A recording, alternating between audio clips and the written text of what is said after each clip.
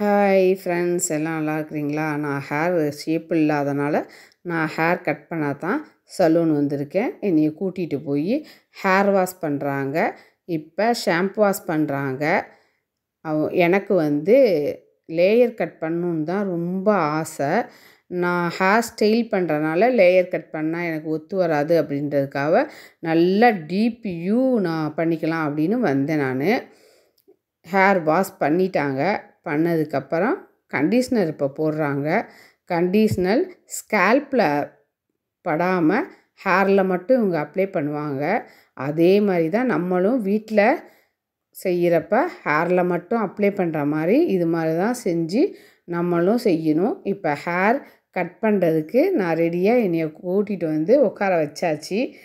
இப்போ hair serum எனக்கு apply பண்ணுறாங்க. ஹேர் சீரம் அப்ளை பண்ணிவிட்டு ஹேர் கட் பண்ண இப்போ ஆரம்பிக்கிறாங்க.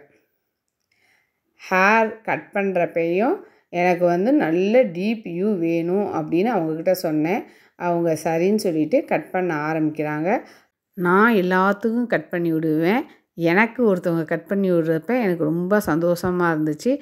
ஹேர் வாஷ் பண்ணுறப்பையும் அதே மாதிரி தான் ரொம்ப நல்லா இருந்துச்சு. நமக்கே செய்கிறதோட அடுத்தவங்க செஞ்சு விட்டால் நல்லா அந்த ஃபீல் சொன்னால் தெரியாது. அதை அனுபவித்தா தான் அதோடய ஃபீல் ரொம்ப நல்லாயிருக்கும். அதை நீங்களும் ஒரு தடவை அனுபவித்து பாருங்கள். எனக்கு இப்போ ப்ளோ ட்ரை பண்ணி செட் பண்ண ஆரம்பிச்சிட்டாங்க.